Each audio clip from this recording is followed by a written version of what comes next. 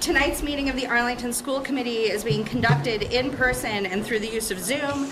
This meeting is being simultaneously broadcast on ACMi, and the meeting is being recorded. I believe all members will be present, so all votes.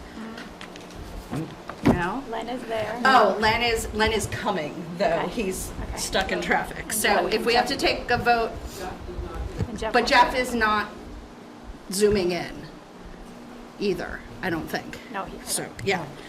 So I think we'll be able to take voice votes. Persons wishing to access the meeting using Zoom may find information on how to do so on the town's website. The posted agenda and supporting materials for this meeting are also available on the town's website. Due to open meeting law restrictions, the committee cannot participate in or access Zoom's chat function.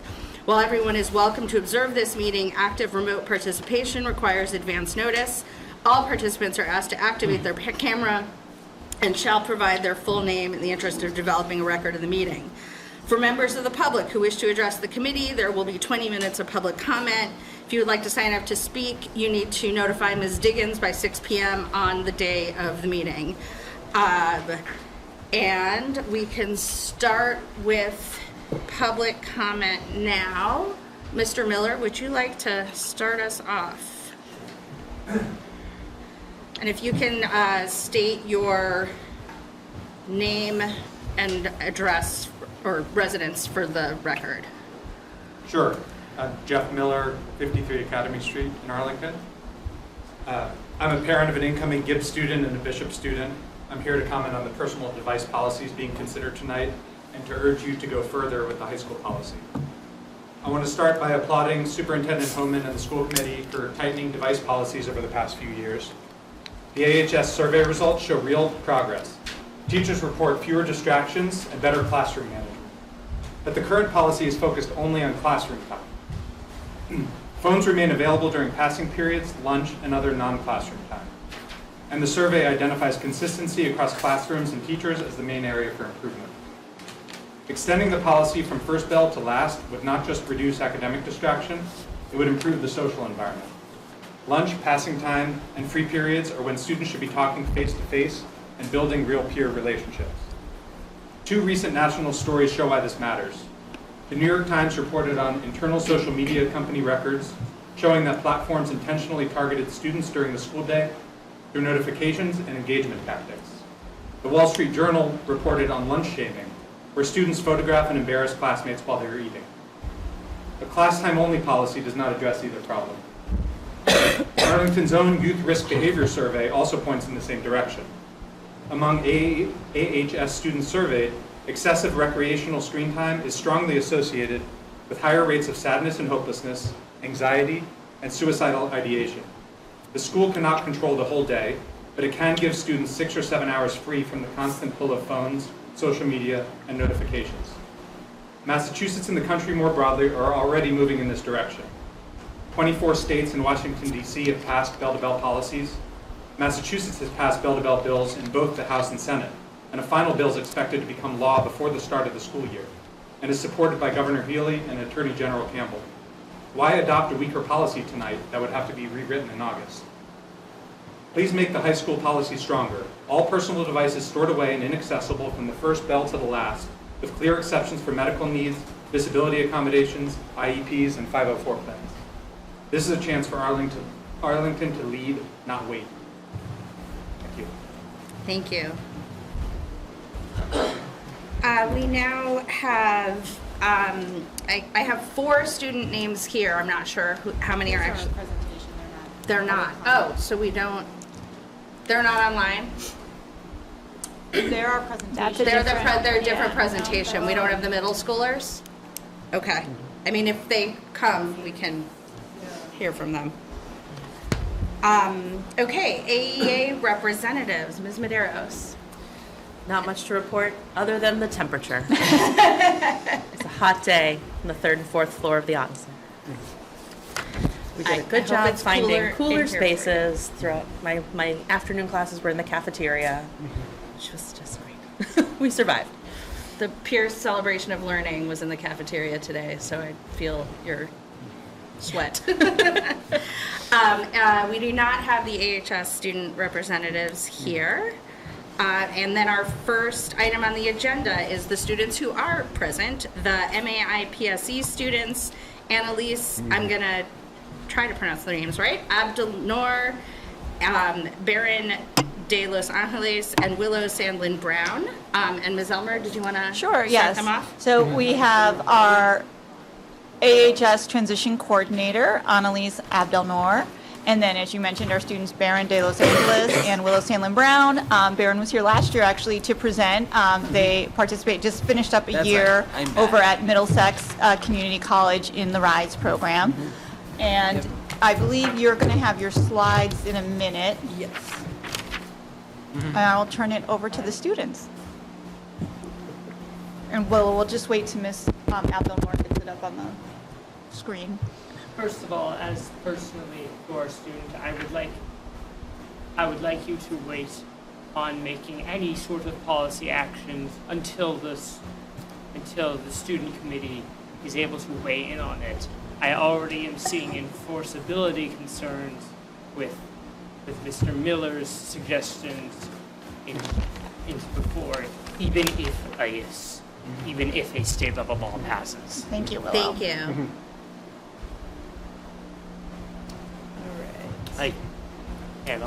I unfortunately do not have the attention spans, which part of that is ironically because of phones, but a lot of that is largely because of ADHD, and a lot of the depression and suicidality is simply being informed, not necessarily in the school, the phones themselves. It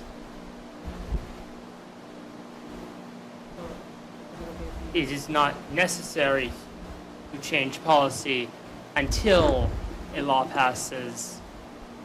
However, I am just a student. I am not a professional. Thank you. You ready to get started, Miss A? Or Yes. This This is slideshow's not popping up full screen, but I'll just read off Oh. of it anyways. I was thinking, So wait. I'm going to read a few slides, and then you're going to read your speech. I'll tell Okay. you this time, okay? So the program that Baron and Willow participate in is called the MAPSI program, Yeah. or the Massachusetts Inclusive Post-Secondary Education Initiative, or no, they just changed the name. Yeah. It's formerly known as Macy's. Yes, formerly known as Macy. Not Macy's with the Y. Not that Macy, a different Macy. Yeah.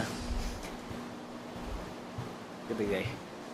It is, the slideshow's not working right now, but I will just tell you a little bit about MAPSI before they read their speeches. It's a program that's designed to help students access college that may not be able to access it without support.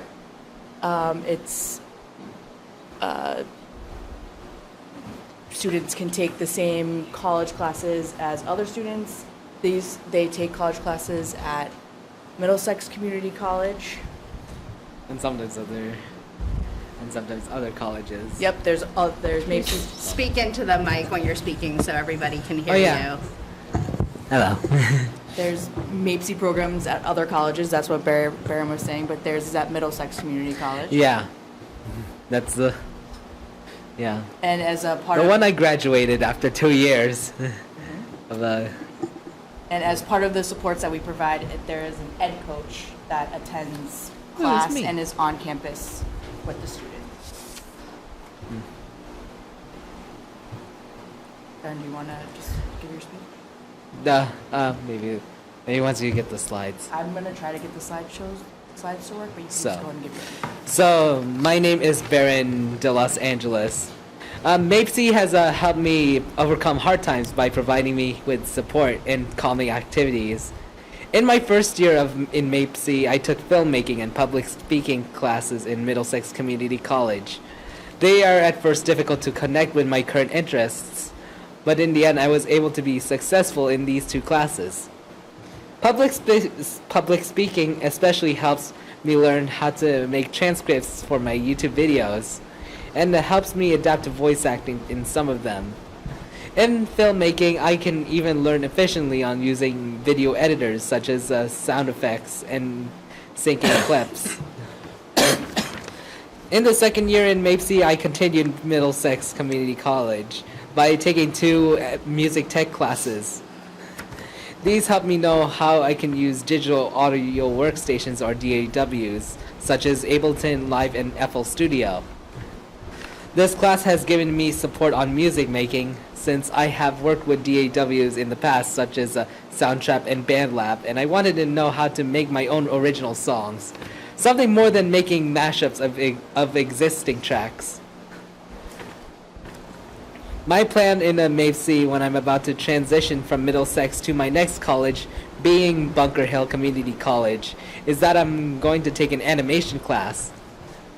Looking back to my previous classes, the key to learning about animation is to maintain my knowledge of video editing and transcripts. Animation even involves storytelling and soundtracks, similar to storyboards and silent film tracks from filmmaking and music tech respectively. Also, my best friend from Discord is great at animating with a software called Adobe Animate. Thank you, Miss Alvinor, and my ed coach Sydney, and my other ed coaches for supporting me in MAPC. This transition would have not been as smooth without the program. And that's all. Thank you. Yeah. Do you want to share anything from your side? And about me as a whole, I'm a digital artist who loves hanging out on social media, watching YouTube videos and playing video games and listening to music. Yeah. My favorite video games I love to play are music games and Nintendo games, and even racing games as well. This character on the left is my OC, Blaze Yoshi, which is made to resemble myself, especially as a Mii character, with some differences. Next to me is my updated heart logo, based on the old logo of a music video game called Afterbeat, or formerly Project Arrhythmia. The 4 colors each represent my 4 main OCs and their aesthetics and shape, such as my neon green stripes. And my recent video on YouTube is a Tomodachi Life video I made last month as a 1,000 subscriber and late 20th birthday special. I tried as hard as possible to upload this by the end of May, since I'm past my birth date of May 3. I'll be making more videos this year to keep up with the activity. Thank you. And now, hello. Your turn. So, oh no. My speech is longer, farewell. Willow, can you just get close to the mic? MAPC is the main reason I'm able to take college at all. It is extremely helpful with... Ignore that. I screwed up the speech in the first few moments. It's okay. It is an extremely helpful support program. It's much more ongoing than my previous support in high school. The personal experience with MAPC is that I found it to be quite helpful. A good personal safety net. So far, public speaking and technology. I've also received some support in the social aspect of MAPC. Public speaking is probably the best example of a class that I would not be able to take without MAPC, at the start of the year at least. I did not have the time management or focus skills to practically do anything at all. And however, towards the middle of it, I was starting to be able to do some work on my own, even if then being the wrong work, because I accidentally argued for the wrong side. Having a support person that was able to keep me on track was useful for focus in general, as I had basically no skills to do that at the start of the year. By the end of end of the term, I was still being supported, but my personal skills had much improved. Music technology was not a class that I was intending on taking alone, but winter sicknesses and my ed coach needing some surgery had made it practically impossible for me to continue the other class, so I had to drop out. I would not take this as a general issue that people during that MAPC programs should only allow one class per term, as had been tradition at MCC at the very least. I'd say that was more of a personal problem. Even so, music tech itself is a class that I myself did not need much support in. And part of that was my skills generally improving over the previous term. However, much of it is that I was actually able to advocate for myself, or sometimes not even need to. Often I removed myself from class 10 minutes to keep myself focused, which is not something I would be able to do if I had no disability support. ACMi also gave me some support in the social aspect of my life. One thing it did is that it hooked me up with events at Middlesex Community College, most recently the Spring Fling. There was also a drag show that I had went to earlier in the year, or that was also recommended by my supports. MAPC similarly helped me finding out potential clubs I could go to. The specific club ended up being discontinued, so I could not go to it. Also at Arlington, my team has been helping me find out about events and places more into the city. Me actually following through has been difficult due to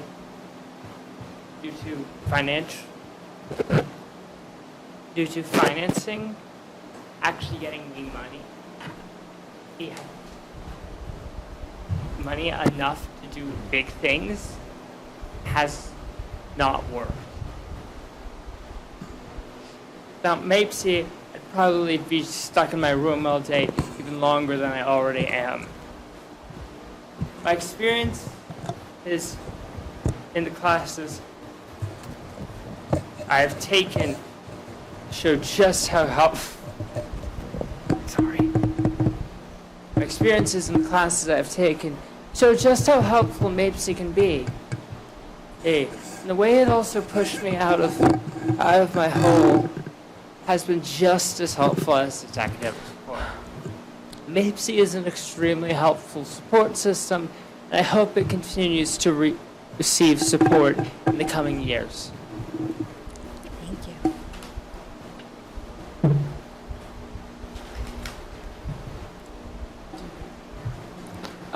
Most of this is just my reasoning. My reasoning for taking the classes I did.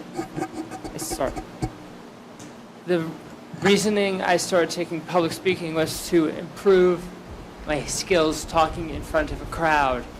And I can say I have mostly improved at doing that.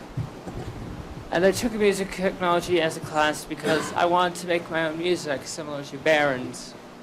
And now that I've done so, I would like even more. However, the tools are quite expensive. I'd also like to thank City and Miss A for making any of this possible.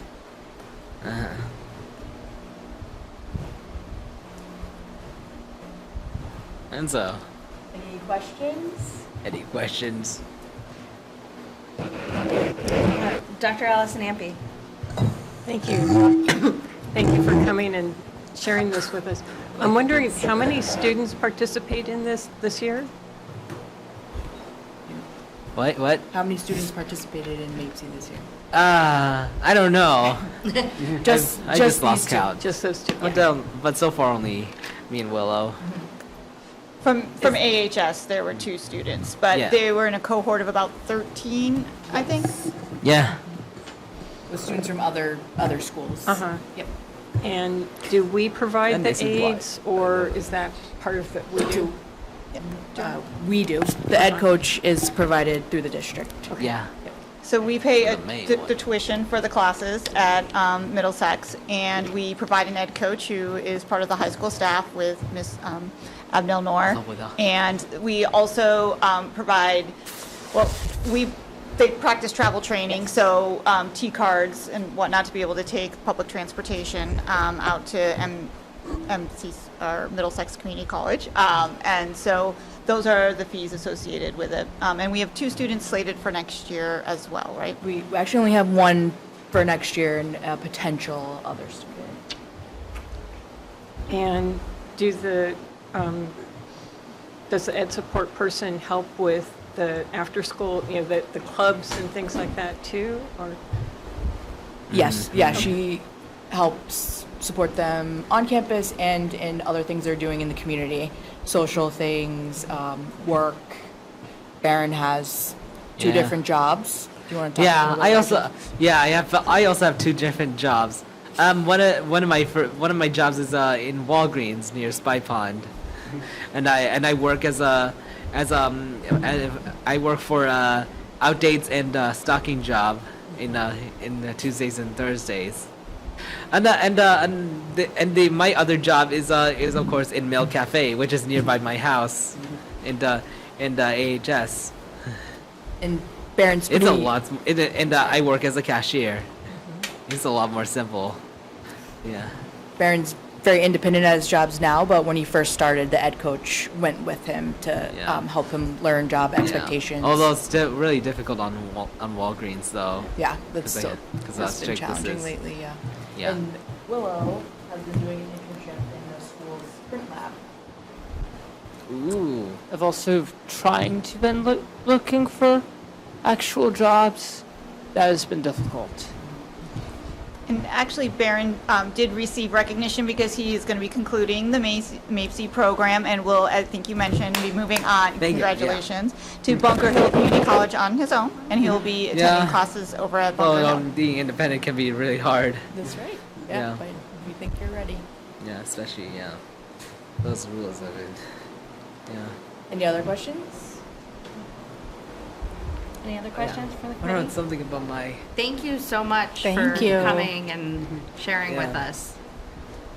I can tell that both of your public speaking classes have Yeah. been really, really good. Yeah. Thank you for having us. Thank you. Good job.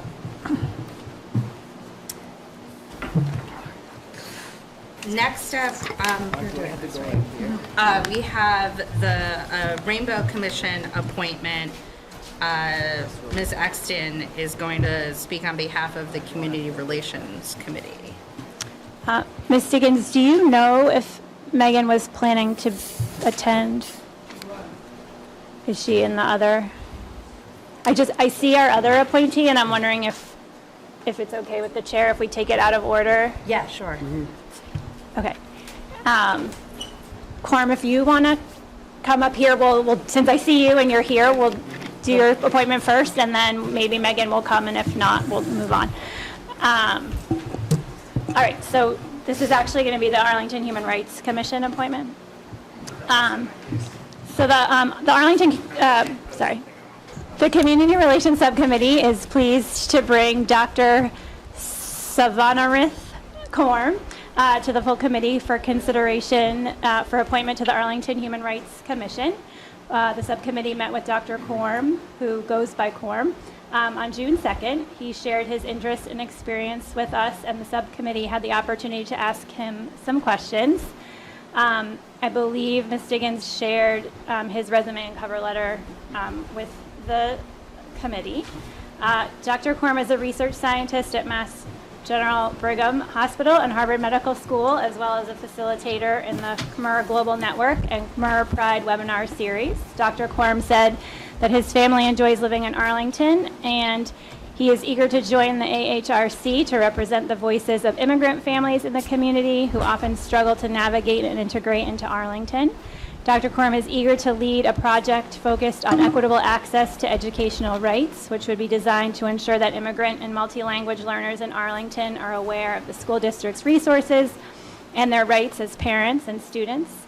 He said he brings a diverse perspective because he's lived in Thailand, Vietnam, South Korea, and Japan before settling here in Arlington. The subcommittee asked him about his experience building consensus, and he responded that his professional work involves bringing people with diverse views together. He is here to briefly share a little bit about himself or take any questions from the committee, and then I will be very happy to make a motion for his appointment to the Arlington Human Rights Commission. Did you want to speak at all, or just take questions? It's up to you. I can speak a bit. So assume to use I'm a scientist, but I'm here like a father of a son at Thompson Elementary School. Like really proud of him, and I really enjoy living in Arlington. There's a lot to learn about it, but there's also a lot information that we need to navigate as an immigrant, and I see this kind of struggle around people around me as an immigrant, at least in my neighborhood. So I want to help them, or at least get access to all this information through all this connection, make us better in naturalize into Arlington, so we become more a citizen in the Arlington ourselves. And my passionate on education, and because I have experience with my son and I believe that everybody have a different milestone, but the first start is important, that we have to get opportunity to this young kid early on, even though they come from different background, different culture, like we from Cambodian, we have an Asian related background, and our education system might be not comparable to here, but the early opportunity that we have kind of boost start this, and I see this in my son. When he's come here with the education he have, he can pick up it early on, and I hope to share this with all other immigrants who have not able to access this, for them to get boost up early on to have a successful life in Arlington and the U.S. by themselves. Do we have any questions from the committee? Mr. Schlichtman. Yeah. Not so much a question, but I want to thank you for coming forward. My background is I worked for 19 years in Lowell, and before that in Boston, and I've always worked with immigrant communities. And I think it's really important that we do more to support immigrant families within the district. I'm very glad to hear you come forward tonight and express your desire to work in this regard. And I think you make us proud to have such an accomplished person as yourself representing the school committee and the Human Rights Commission. Thank you. Would you like to make a motion? I move that the Arlington School Committee appoints Dr. Savanarith Korm to the Arlington Human Rights Commission for a term commencing on June 11th, 2026, that expires on October 31st, 2027. Second, someone? Second. All in favor? Aye. Aye. That's a unanimous, or all against? No one. Unanimous vote. Thank you. Congratulations. Thank you so much. Congratulations. I believe you'll receive a letter from Ms. Diggins that you'll take to the town clerk to swear you in, and then you can begin your work. Thank you so much. Thank you. But we'll go back to Ms. Rising, who is now with us on Zoom. The subcommittee is also pleased to bring Megan Rising to the full committee for consideration for appointment to the Rainbow Commission. We met with Ms. Rising on June 2nd as well, and she shared her interest and experience in joining the Rainbow Commission. Her information is also in an email to you. Ms. Rising noted in her remarks to us that she is a longtime Arlington resident and parent who wants to ensure Arlington remains a community that is welcoming and supportive of LGBTQIA+ people. Ms. Rising has served as a town meeting member and a trustee of First Parish Unitarian Universalist Church. She noted that she has had a long-standing professional career designing and leading national advocacy campaigns in support of marginalized communities. Megan is also now here for us on Zoom to take any questions, and she can briefly introduce herself as well, and then I will be happy to make a motion to appoint Megan to the Rainbow Commission. Did you want to speak, Megan, briefly, or? Well, thank you for having me, and my apologies for being late to the meeting, but I'm glad to be here with Megan, you all. hold on for 1 second. Question. Is there a way to make this louder? Oh, sorry, we have fans in here because it's... We have fans in here, Megan, because it's hot, I can talk louder, too. Oh, I think he might have made it louder. Oh, okay. Is that what this is? Okay. She's gonna... Yes. Yeah, and then she'll try to talk louder. Yes. Well, that's good. All right, try again, Megan, sorry. No problem. I was just saying hello and thank you for having me and considering my candidacy for the Rainbow Commission. And yeah, happy to answer any questions that anybody might have. Does the committee have any questions? Well, I'll just say I was so happy. I've known Megan a long time, since we had very small children, and I was so glad when you reached out with interest for this. I think you are going to be an excellent commissioner, and we are lucky to have you. Thanks, Laura. I appreciate that. Yeah, I'm grateful for the opportunity to put kind of my energy and the passion that I have for these issues, like, directly to work in our community. It feels like just such an excellent opportunity to bring that to fruition in ways that'll help people in our community create a sense of belonging. So, thanks. Yeah. Go ahead.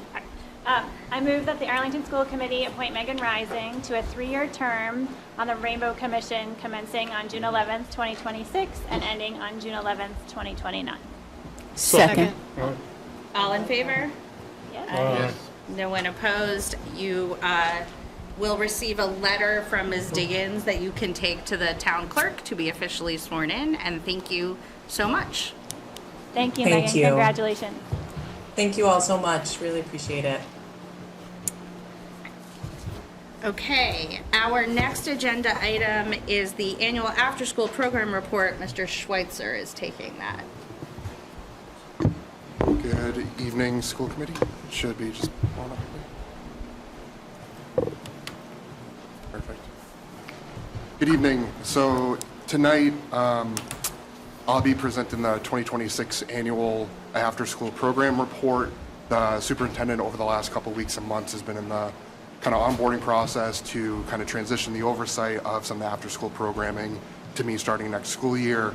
I look forward to our discussion tonight and hope I can answer all of your questions. We will put this on the agenda again next meeting, just in case there's any follow-up questions or anything that's still lingering following tonight's presentation. So tonight's agenda, we'll start off by reviewing overall enrollment trends for the elementary after-school programmings that we have district-wide. We'll then take a look at the percentages of families who are accessing our after-school care at each of these elementary schools. We'll go over some of the financial reports that you've received by the program, or by each program, and then we'll conclude with recommendations for the year ahead and possibly a vote or review of authorizing the posting of an after-school program reviewer. So we're pleased to report that the enrollment continues to improve in the after-school programming, both for our own programs as well as the external providers. As a reminder for context, we do have after-school care at all of our elementary schools. In-house, we do have programming at the Thompson, Hardy, Pierce, and then a dual language program at the Brackett. And then we also, through external hired vendors, have providers at the Stratton, Brackett, Bishop, and then the Dowling. On this slide here on the chart on the left, you'll see the total after-school enrollment in these programs over the past 5 years. We'll note that all the programs have held enrollment rather steady or increased enrollment this year, with the exception of the external programs at the Brackett and a slight decrease at the Bishop. And then the two programs on the left are the internal programs. The AASP is the Arlington After School Program, represents the programming at Hardy, Thompson, and Pierce. And then the AASP DL, you see there in the second section, is the dual language program at the Brackett. Staying on this slide, the upper right chart that you see there, this shows the total enrollment in after-school programming as a percent of that total school enrollment, or the percent of that total school enrollment. The blue bars show the percent of students accessing after-school care in our external programs over the 5 years, and then the red shows the percent accessing after-school care from our internal programs. And then at the bottom of the slide, we provide a little bit more additional context about showing how school enrollment has changed over those last 5 years. So this table shows that overall school enrollment at the elementary level has slowly declined in these schools, where the external schools and programs and the overall school enrollment has increased rather steadily. Despite dramatic increases in the percent of students who are able to access these programs, it's easier to provide more access to a great proportion of the students as that enrollment is actually declining. So you can see that this slide is kind of a snapshot showing that we're very proud of the progress that we've had, especially within our internal programs, to increase that accessibility to the after-school programs that we've grown in each of the elementary schools the last 5 years. Now, this slide here focuses on the school-based first, and then the next slide will look at the outside vendors. So a steady increase here in our Arlington after-school programming, you can see here in the last 5 years. The individual year dips, I think it was 2 years ago in particular, was due to just some hiring difficulties and challenges in the beginning of the year, and then you can see those have rebounded here in FY26. In FY22, 373 students accessed after-school care internally, which represented only about 22% of our school's populations. We're now welcoming about 567 students here in 2026, representing 40% of these schools. And then next slide is going to be focusing on the external vendors, similar chart and graph. We have partnered with our vendors for an average of 31 years with these outside partners. These programs have become beloved, they're embedded within the communities, and provide that valuable and necessary service to the families in those areas. They have been excellent partners, and when we had requested a couple of years ago as a district to try and attract and grow that enrollment and availability of students, they answered that call. And despite some enrollment declines, consistent on our end too, either they've been able to maintain or slightly increase the participation. So like our internal programs, you can see we had some of that increased accessibility. 37% of students were accessing the care with the private vendors 2022, and now that's up to 47%. In respect to wait lists, there's a couple things that are notable here. One, I think mostly is the unreliability of tracking can sometimes make it difficult to kind of quantify what the size of that wait list is, as there's some differences in how we might track a wait list to the vendors and then amongst the vendors themselves. For example, many of the families on a wait list might figure out an alternative option, and though they might prefer our school-based program, they might go to a different one, and as I said, another program might knock people off a wait list where we might keep them. It's also worth noting that in-house, our programs are kind of consistently at those Title I schools, and so cost might be a factor for some of those families when deciding whether they enroll within one of our programs or find another solution or an option for after-school care. And then overall, the wait lists have been relatively steady on average, even amongst those dips, but you'll see that there has been a significant decline here in FY26. And we attribute a lot of that decline part to better hiring practices and allowing to fill positions and accept more kids earlier in the school year. The next few slides are financial summaries over the couple of years, and then as part of the memo, there was also a one-pager that captures the slides. So this slide here first reviews FY25 based on the finances that were reported to us. There's a couple slides there about like average staff salaries and average administrator salaries. Those were taken into account based on reported finances and then also the number of FTEs they had in respect there. The expenditures and revenues per student are calculated at the bottom. In particular, just a note on both revenue and expenses per student. Revenue offers an approximation of the cost of the program and not necessarily what each individual family is paying, because each family might not be participating 5 days a week. It might only be 2, 3, or 4. There's also maybe the nuance of summer programming as well, but that is an average across the board.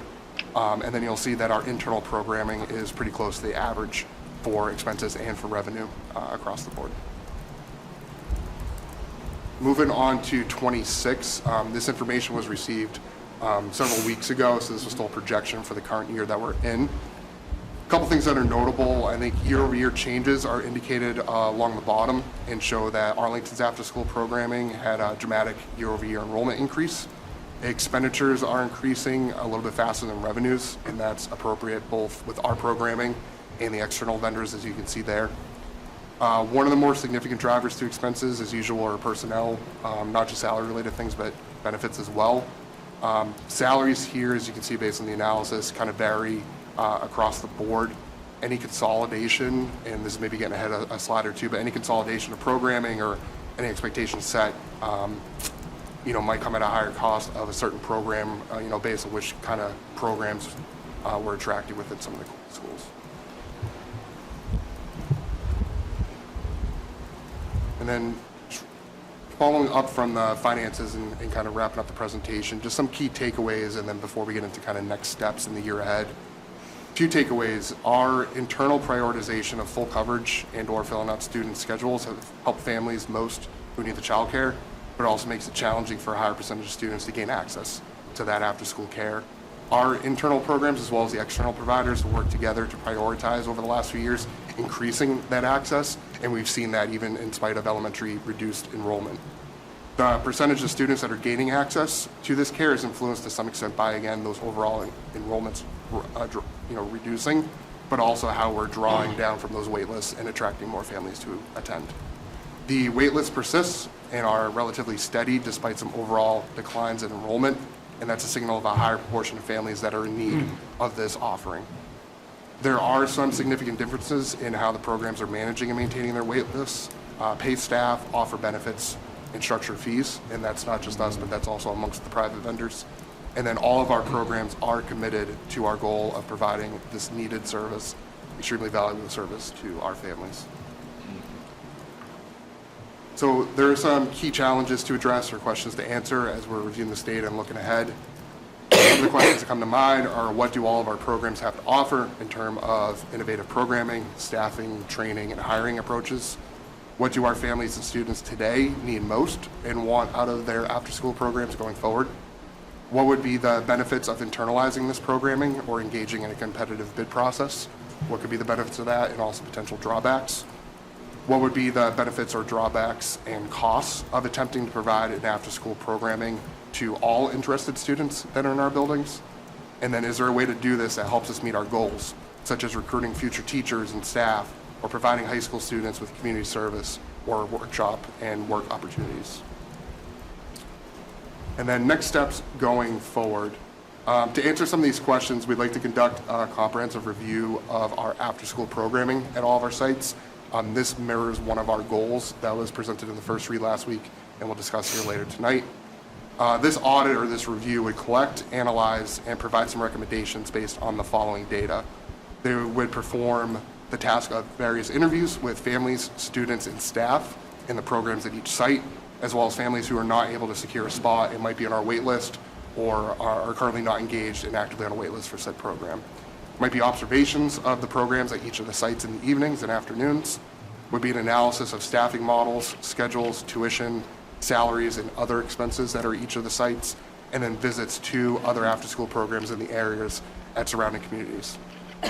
We'd like to hire a part-time role, which would be charged to one of the revolving accounts for a 10-month role from August to April to conduct these above actions and develop a report including recommendations for improvements to enrollment, programming, and identify any challenges. This person in this role would provide a progress report by November 1st, a draft report by January, and then a final report by April 1st. And then this person would work with me to be able to present a more formal proposal to the committee in April or May next year. The position description is also included in your minutes. There is a sorry, just spoke to that. This position, we could talk back and maybe answer any questions, but that position could be looked upon as a first read. And as I alluded to at the beginning, this will also be an agenda item on the next meeting, and we could revisit that position description then. And I'm happy to answer any questions. Thank you. Questions from the committee? I'll go after Paul. You go ahead. Oh, my first question is, do you have any initial indication as to who are the student groups that are on this wait list? Like, are they low-income students? Are they students with disabilities? Are they, like, do we have any idea who's not getting access to this programming? It's a good question. I can't speak to exactly like who's not, but I know generally it might be on like a first come first serve or by a date. So generally you could arrive at how many applicants and how much space we do have. Space could also be a concern as well, but I think a lot of the staff is increased as well as we've increased enrollment in the past. But to the exact nature of the students that may or may not be on a wait list, I don't have the answer to that at this time. But it's certainly something I can look into. Mm-hmm. Okay. It's a good question. Mr. Schlickman. Can we bring up the program wait list slide? Sure.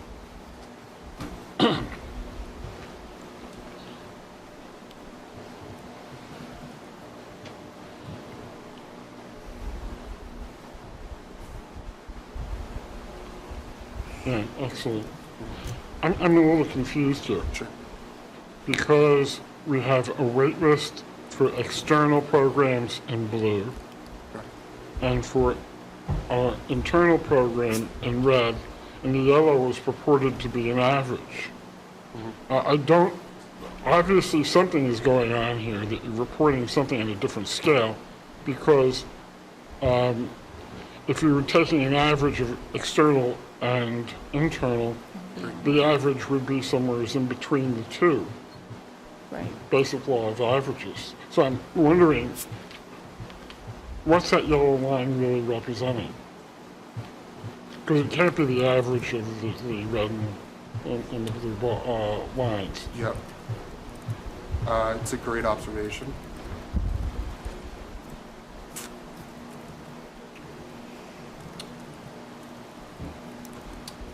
I'm not able to pull up the link chart right now. This is a link chart to an external. I can follow up on you with that. I know the average, that's not pulling from the right spot. It's supposed to be an average. I know the superintendent had prepared the chart to show an average because of that significant kind of up and down right there to show it across the board. I think part of that blue number, I think I might have spoke to it. I think there's a little bit of an inconsistency in how each of those different partners are reporting a wait list. So that's why I was trying to be presented as a skewed average, or to get rid of the skew and make it an average. So that's definitely picking up a wrong point. And to your point, it should be shown a little bit differently, and I can definitely update that for the next report. I appreciate it. We'll look at that. Okay, thanks. But I will say that I'm impressed with the direction you're trying to take the program. So don't let my questioning on the slide be a drawback from my appreciation for the effort you and the superintendent are making on this. Mr. Cardin, did you? Yeah, just following up on that, I think the intent of the language of the report is to get the wait list by program and then the total, so we know how many is on the wait list of each program, what the total number of kids in Arlington are on wait lists. Averages are fine to look at, but that's the data that we need. Thank you. Dr. Allison Ampe? Can you pull up the slide that is the 2025-26 financial summary? So I'm looking at the AESP finances, the expenditures per student and revenue per student, and I'm concerned that we're expending more than we're taking in. And then if you go and look at last year, that was similar, and the numbers, when you add them up, are kind of big. And I know that some of this money, like the rental expenses is kind of, we're paying it to ourselves, but even that doesn't account for the difference. And I'm just, can you speak to this? Yeah, I might speak at a high level. So one of the things I did know, because when that was submitted, it was a couple weeks ago, and I think the current revenue was presented at that time and not a full projection.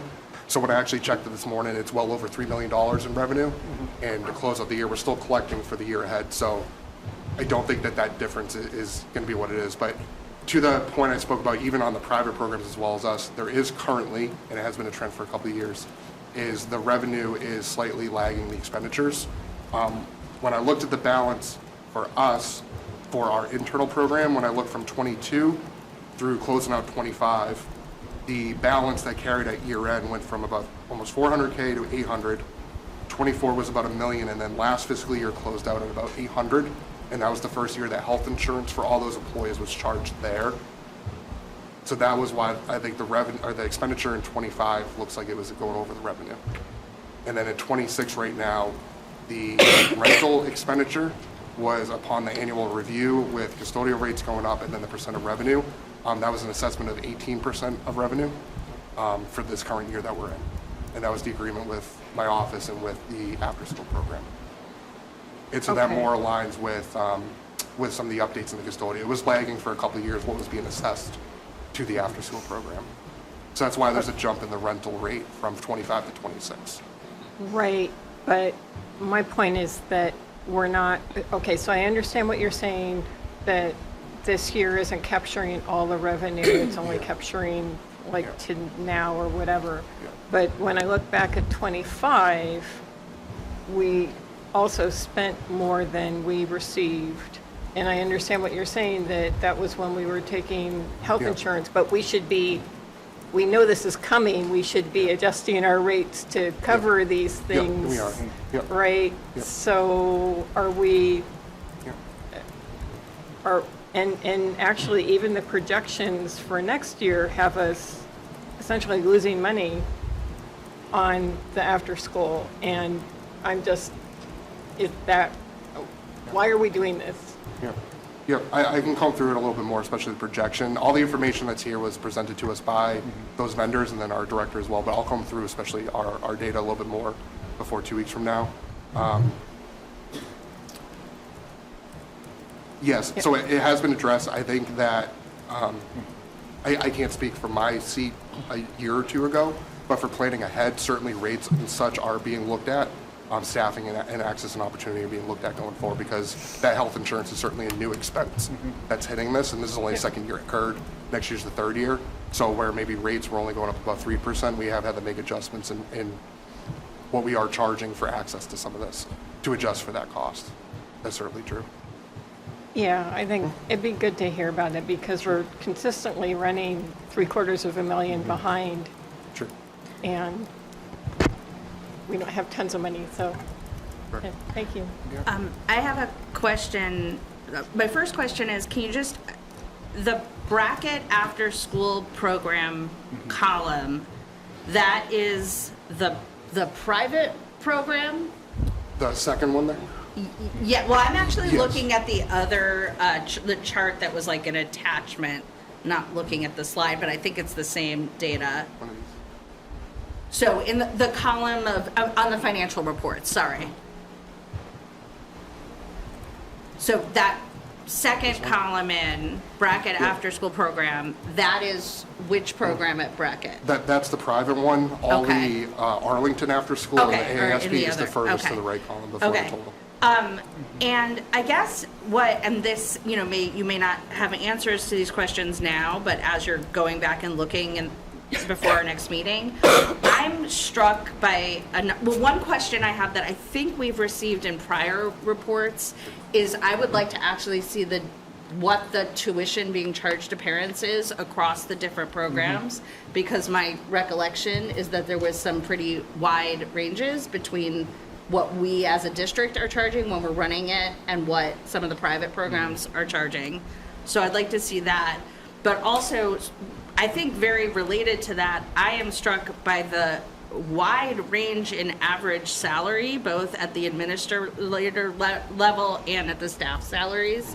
So I guess a little bit more information about that would be helpful.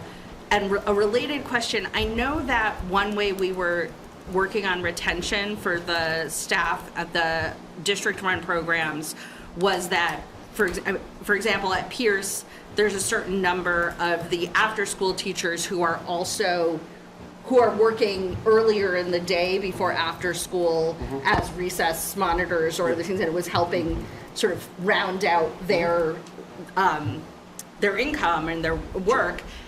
How is that? Are the numbers here for average staff salary reflecting, like for somebody who does that, what number is it? Is the number going in here simply what they are making from the after-school program? Yes.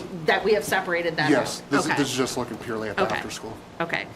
Okay, so yeah, I would like more detail about some of these, and some of this is what I know Dr. Homan wants to audit Yes. with the position, but the distinction in salaries and then my other question was gonna be what Dr. Allison Ampe asked, which is, there's like where is that money coming out of, the money that we are not receiving?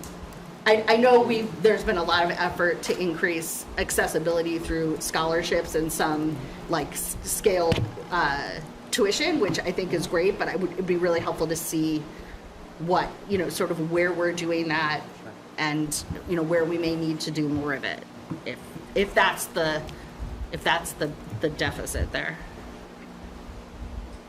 Are there any other questions? Yeah, Ms. Exton. Thank you. And I have a question about rental, but before that, I just want to, first, I've said this before, but I really appreciate the fact that you and the superintendent are moving forward on this audit and hiring a position to really look at this. This is something that has been an issue in the district since at least 2018 and probably before that. And so I think it's really important that this happen. I also, and you mentioned this, but I also just want to say it again. I think it's really, really important to acknowledge how important and beloved these vendor programs are to the families at the schools. The same people have been running these. I think you said how many years they've been there, and so I think the audit is important. I think it's going to be difficult and complicated, and I think it's going to reveal some really important information. But I know a parent at every school who loves their vendor program, after school program, and I think it's really important to acknowledge the safety and the comfort and the sense of belonging that our after school programs provide for APS students. Okay, having said all that, the rental expenditures, they're much lower for the vendor. Like if I divide the 278 for the AASP programs by 4, it's a much higher number than sort of the rental for the vendor program. So I'm curious, are they renting more space? How is that working? Definitely the square footage or the space and the rooms and the type of rooms. Our programming is taking on a lot more than some of the other schools. I could try to pull it back up, but I think especially when it takes into the scope of the size, I'll see if I can share it again. Because some of the enrollment of students is similar, but the rental associated. Yeah, and it might be school for school, but some of these programs might only have 100, 125 kids, whereas across our whole programs might have about 500 or so. So one program might only be taking up 3 classrooms and get access to the caf and the playground, whereas we might be in 7 classrooms or a whole entire wing and a little bit more. This traditionally was always billed on a little bit of a discounted rate of what we would charge an outside rental. And then it was based on how many rooms and you were in that space. And then there was a custodial charge and a utility charge to it.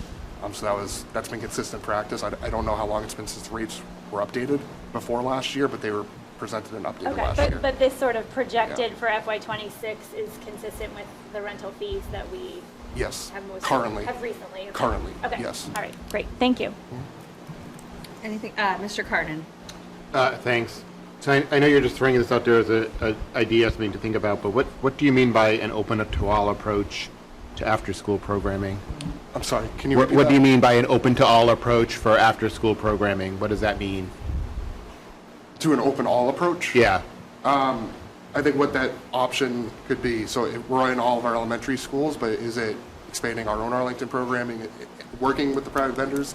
Is it doing some sort of bid at set schools or all schools where more of those vendors, or the vendors could grow to other schools. So it's just open to all opportunities. But I think that's where this role is so critical, is we're working within Arlington right now, but what are some of the other communities doing that's doing well? What's the best practice other communities are working in, and just, being open to all options. Okay, so it's not unlimited enrollment. Sorry, are you It's pointing to not a unlimited enrollment. It would, like, for the private programs, it would be hard to do that. But for our public programs, we could say we will take everybody. There will not be a wait list. Could be an option, yeah. Is that sort of the? It could be an option, yeah. Okay. Just the other thing to raise is that there are also off-site after-school programs in town. So make sure those are also factored into the analysis. Yep. Thank you. I just had a quick question. When you are doing these projections year over year, is it more on the average of students who have participated the years before, or do you aim for a number of slots available every year for families? What I mean by, like, let's say, going off of Len's, like, a question on open to all. Do you aim to have enough slots for every kid in APS? Or do you aim for 50%? Do you aim for 40%? Like, and if you do aim for a certain percentage, is that published anywhere so that parents know only 60% of kids in the district will have access to after school? Yeah. Is this more in respect to kind of like in growing enrollment at a school, but still it might only be 40%? So I don't know if I can give a full answer. I think there might be a follow-up, but I think just specifically into the space, there are some space limitations within certain programs, and we have certain access to space. We certainly love to expand. All the kids might have other opportunities, but there still could be a wait list too if we can't fit 250 kids in one space at one time. So even within our own internal programs, there might be some limitation on space.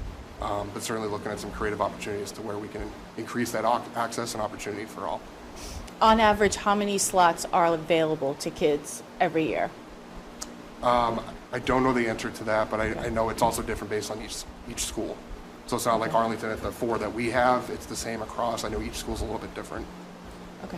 I think also, just for context, and we've talked about this challenge in collecting the data, is that what we define as a slot is really challenging, because I think at most programs, the minimum enrollment is 2 days a week, and families use anywhere from 2 days a week to 5 days a week, and families need anywhere from 2 days. Some families only need 2, some use 2 because they've only gotten 2.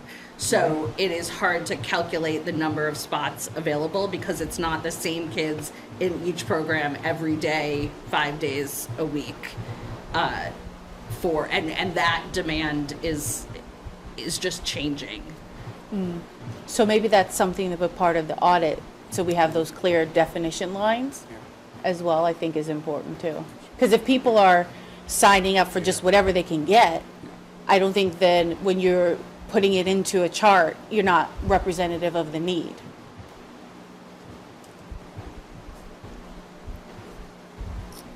Anything else? Thank you. Okay, we are going to move on to the cell phone and personal device policy update with Ms. Rubino, Mr. Amati, and Dr. Janger.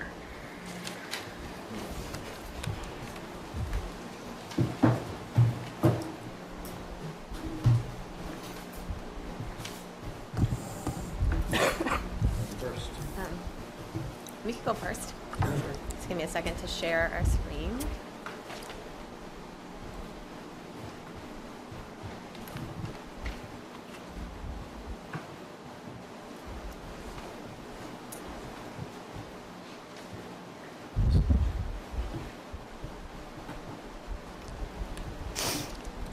Hi, everyone. So we are going to talk about our current cell phone guidelines. This goes for our cell phones and smartwatches. We have had them ongoing. This is our second year of these cell phone guidelines.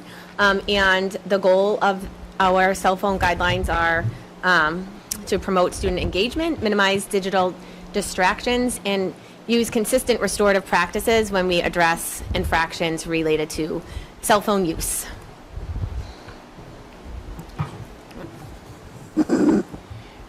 All right, so these are just kind of Well, I'll start by saying we give reminders to students. Kids come in, they have their phones, they have their watches. Sometimes just an accident, they had it on the bus. So we remind them at the beginning of the day, put them away, put them in your lockers, get rid of them. And then these are kind of the guidelines we follow after that. So if a kid has been asked and still has one on, we'll hold it until the end of the day and return it. A second time, students would meet with their counselor and come up with a plan or talk about why they continue to have it. A third time, an administrator is generally involved, and we call a family member to come pick it up. And you see the fourth violation. We haven't had a fourth violation, so typically once you get to a parent having to come retrieve a device, it ends. Thanks. Yes, I would agree. The fourth violation are very outlier situations. It's very rare that we get to that. So as I mentioned, this is year 2 of our implementation, which is ahead of the state guidelines that have been being discussed. It is a bell-to-bell policy, so when students arrive, we ask that they put their phones away. So even if they're here in the morning for breakfast, once they enter the school building, their cell phones must be put away. We allow students to turn them off and store them in either their lockers or their backpacks during school hours. As Andrew already mentioned, we really do try to promote restorative processes so that students are learning, so that it's not punitive. So if they are found with their cell phone, we really have an opportunity for them to understand and talk with their counselor first to understand why we are not allowing cell phones during the school day. Again, we have standard protocols and reminders. Just recently, I reminded students that smartwatches are also not allowed, and I gave teachers a reminder, I gave students a reminder, I sent a reminder to families and gave people some time to remember that when you get to school, either don't bring your smartwatch to school or turn it off and keep it in your backpack, and that by the end of the week, if students were still wearing them, that we could ask them to turn it into the main office. Have not had any smartwatches turned into the main office since we reminded them. So I think just sometimes those simple reminders are very effective. And the feedback from our staff this year has been very positive. Our staff also remind students, and I would say the most difficult thing for some staff is if they see a cell phone inside of their pockets. Some staff feel uncomfortable or may ignore that because of concerns around perceived over-scrutiny. But for the most part, many staff will see it and say, hey, you got to put that phone away. If I see it again, I'm taking it, and they'll put it away. And you really do not see cell phones use in the classrooms. You don't see it in the hallways. Are there outlier situations in bathrooms? Yes, but they are rare, and we are able to use our disciplinary processes and restorative practices to address those. I think that's it for our slides. So, Do you want to do questions, or can we? Let's hear from Dr. Janger Sure. about the high school, and then. She did that really smoothly. I'm not as confident that I'm going to get you to my slides as easily as she did. I'm going to try. You have to share your screen. Share my screen first. There you go.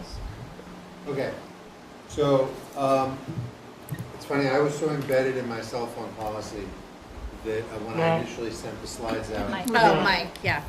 That when I initially sent the slides out, I just went straight to parent, student, and teacher feedback without an explanation of what the policy was, and the assumption that since I have it tattooed on my shoulder, everybody else would remember it. So I added back in here a little just update. So we similarly have been doing a stronger enforcement of cell phone restrictions over the last 2 years. 2 years ago, we more consistently addressed in-class possession and use of cell phones by restricting students to keeping it in their backpack or in caddies.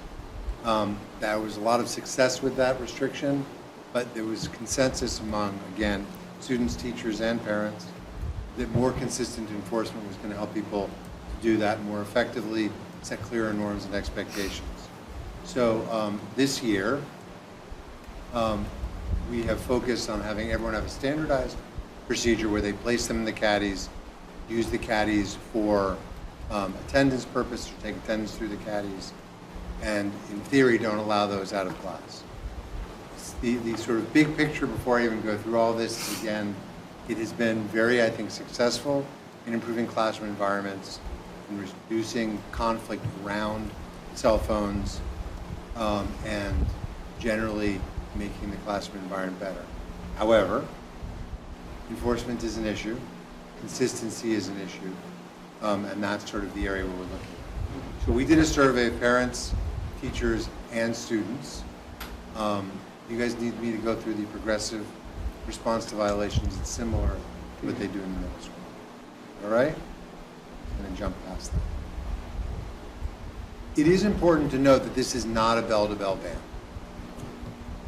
Cell phone bans, cell phone restrictions in high schools, while a good idea and while helpful, there's a lot of research that shows they're much more difficult to enforce. High school students have higher levels of independence, they're moving around between classes, and in our school they have open campus. So what we have focused on is the classroom environment, not on regulating overall cell phone. So we collected 277 responses from students, which is a pretty high number for students, 97 for teachers, which is about 2/3 of our teachers, 267 from parents, which, since there are twice as many parents as there are students, is not quite as good as it is for students. But those are large numbers, if not representative. What we found overall was that students, teachers, and parents found it to be overall effective. Teachers more so than students and parents, and students least of all. Nonetheless, people were looking, again, for that to be effective. If you look at the different distributions, you'll see teachers felt more strongly, parents shift a little more to ambivalent, but very few people are negative about it. And the students, while positive, have more students who are negative. So the next question was, do people actually understand the policy? The levels of understanding are fairly high. Right? Students respond that they understand it, the expectations are clear, and that 70% of teachers consistently follow the policy. You'll see that that's reflected in the number of students that say they keep their phones in caddies. Students overwhelmingly understand the expectations, and they report generally consistent implementation. So then these are just visuals of the same. Where do they keep their phones? 70% report that they're keeping them in caddies, 12% in their pocket, which is probably the most problematic group, because that's still gaining your attention, right? It's still vibrating when someone messages you, and it's still easy to peek at. I know if mine's in my pocket, it's pretty easy to be distracted. And 8.7 in their backpacks. I know that it's in my comments, but the students feel like we should continue the policy and be more consistent, but feel less strongly that we need caddies. So, how many students have had their phone confiscated? According to the students reporting in, 95% of those students have never had their phone confiscated. Most believe that it is fair, and most believe that it is respected.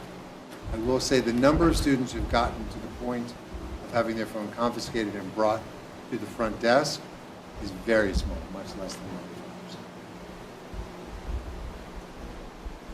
95%. So teachers reported reduced classroom distractions, improved classroom management, greater student attention, greater ability to begin instruction. 80%, which is pretty substantial, reported that classroom management is easier this year. I will say my experience and observations is, while I might see inconsistencies and violations, it was really clear that phones were just much less of an issue in distracting classes, which is in the end our goal. Our goal is not to have 100% enforcement. Our goal is to be able to create a classroom environment that's positive. Parents, 88% support maintaining or expanding the policy. Parents probably feel more strongly about expansion. And again, they comment and hear from their students about inconsistency. So the areas of consensus, the expectations are clear, classroom phone use is reduced, consistent implementation is supported, and the policy supports learning. So in the end, if you look at these, consistency across classroom, again, the same thing. We did have to clarify after the beginning of the year issues around earbuds and smart devices. And at one point, we had an issue of smart glasses, which we basically banned in school overall because we don't want kids walking the halls with those as well. So again, the summary of findings is policies functioning as we expect. Teachers report it's working. Parents report it. Students say that it's working for them. So consistency of implementation remains the primary opportunity. Where we are now, we are not thinking that we are going to change the policies. We do think that we will tighten up language, and we're going to do training with teachers around the routines that help them to implement the program. What we did see, just sort of anecdotally, is there's sort of two groups of classes where the enforcement is challenging. One is classes in which student behavior, student compliance, and classroom management is really not an issue. And for those teachers, the feeling is, I don't really need to worry about it because it's not a problem. And then the other are classes in which general compliance is challenging. Often those are more challenging groups of students. And for those students, they need the other group to implement more consistency so it's more of a norm. And they need training on establishing those norms right from the beginning of the school year so that students can do that. And that's something that we're working on. And as I say there, the data does not suggest a need for major policy change, but does suggest a need for tightening up practices. That's it. Can I just ask for clarification? Yep. At the high school, are watches, Smart watches, earbuds are not allowed. So, okay. I just wanted to clarify that. Now, someone will tell you if you don't tell me. Most kids have one of these, Yeah. right? And so this is not locking anything down, right? If kids choose not to comply, and if we're not able to manage compliance, there are lots of other ways that kids can access that information. The issue is making it less of a distraction. The issue is making it less intrusive.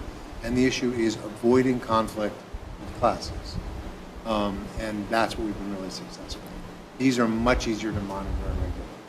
When I go into classes and walk around behind everybody, when they've got computers open, there might be one kid with something up, but this is something a teacher can see as they walk around. So I understand that you're not contemplating policy changes, but the Commonwealth is. So how are you thinking about, like, should that change very quickly? Like, what are the challenges for you in implementing that? I think we sort of can guess at some of that already. Yes, for you. Well, because the bell is happening. Yeah. You guys are ahead of the curve. So I'm just sort of curious, like, I think I'm concerned about the implementation challenges of the states of the law, and so, but if it's the law, we're going to have to do it. So, how are you thinking about that? Well, the nature of this issue is the devil's in the details, right? So, I'm waiting. They keep saying they're going to do something. We've led lots of different versions of it. For us, the issue becomes the unfunded mandate to enforce. Yes. It's not very complicated for me to say what I think we would probably say. Keep your phone in your locker. Everyone gets a lock. If I see it, we will take it. I can say that, and we can come up and enforce that very similarly to this, which is non-confrontational. We see a kid in a small situation, we take it, we give it back to them. If it escalates, then we have a conversation with their parents. In the first few weeks, we just remind people of expectations, walk them to their locker and lock it in. Let's be realistic.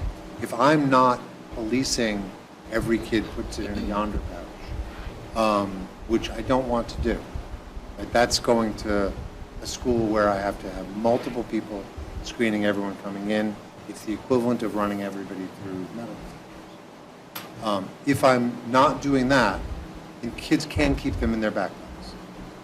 If I don't see them and they're not in class, we can live with that. I will say the problem is it actually is harder for me to police in class now because I don't see their phone come out and go into the cat.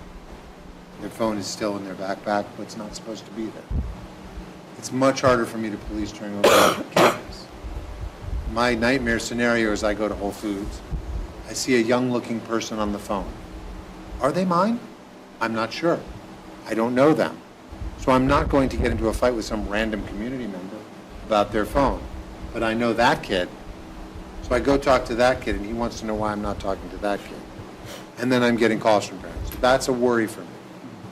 So it really depends on how the state does this and how much of a mandate they make for us to do it. Simply in school, I think we could live with, we see it, we take it, you go in your lockers. But exactly how that will work, there's a lot of pages to their current proposed legislation. And just when you say the possibility of an unfunded mandate, do you know what it would cost the district to provide Yonder pouches? So I would not recommend Yonder pouches. We did a pilot with Yonder pouches. It requires me to stand there at the door for 1,800 kids and watch them put it into a little pouch and lock it. The kid then goes and buys a magnet and pops it out. Or the kid loses their Yonder pouch and takes it home. It creates conflict for us. It does not help. We got the Yonder pouches where we do use them. Is there some kids who get very anxious when we take their phone away? And so we give them their phone in their Yonder pouch so they control it. But those are kids who've had phones banned in school, which is on one hand. Other than that, that's not something I want to be responsible for. So the issue of the unfunded mandate primarily is me spending time having conflict with students. They did a big study of things like Yonder pouches recently. They found a 16% increase in disciplinary issues related to phones. And so the problem I'm worried about is conflict with kids.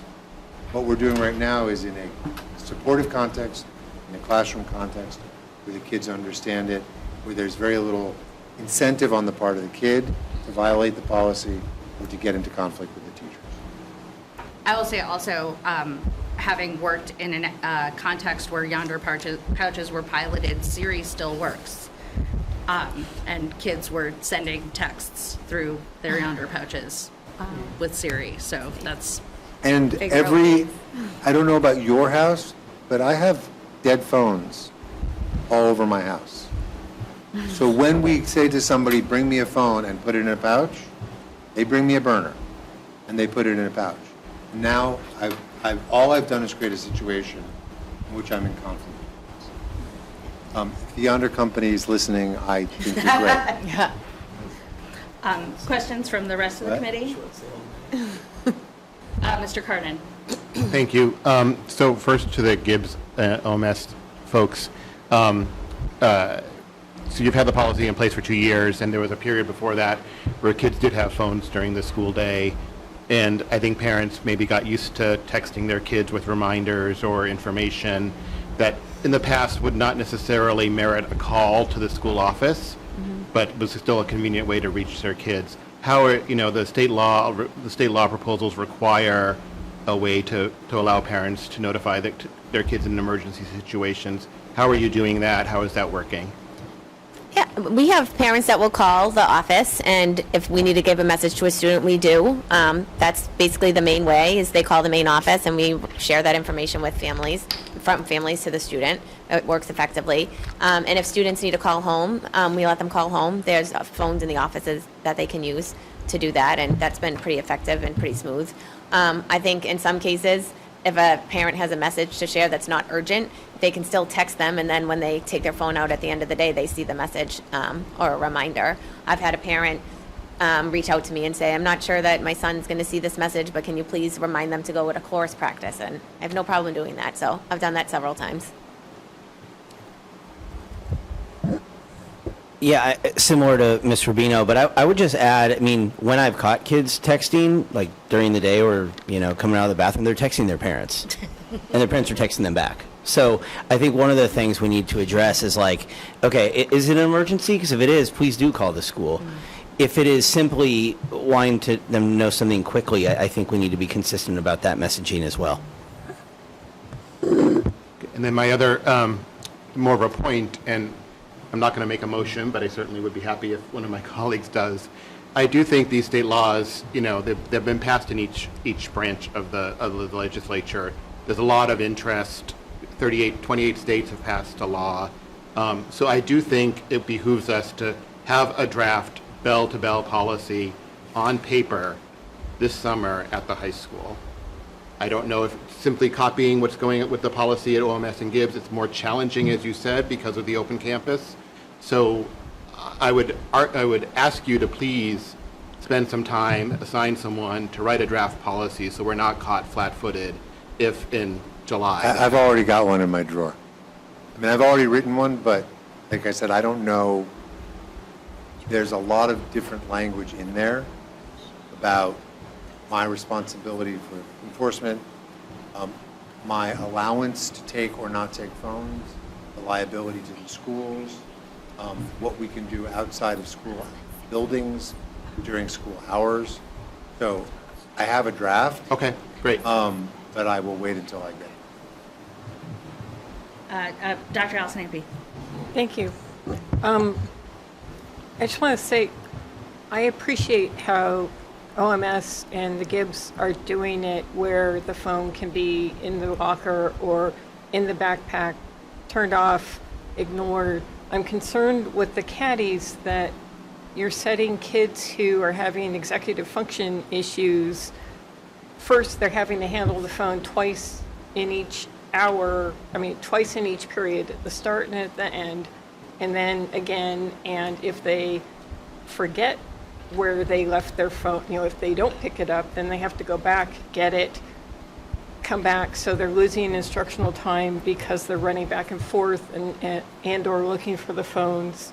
And I understand the teachers feel it's working, but it doesn't, the students and the parents aren't so sure.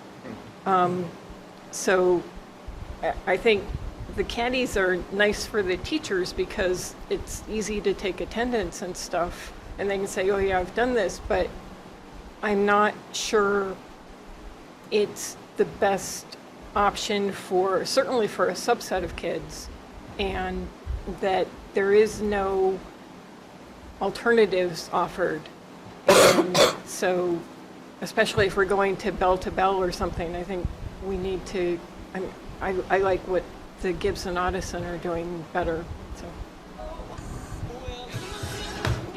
So if you look at the student responses, I can't keep my eyes back.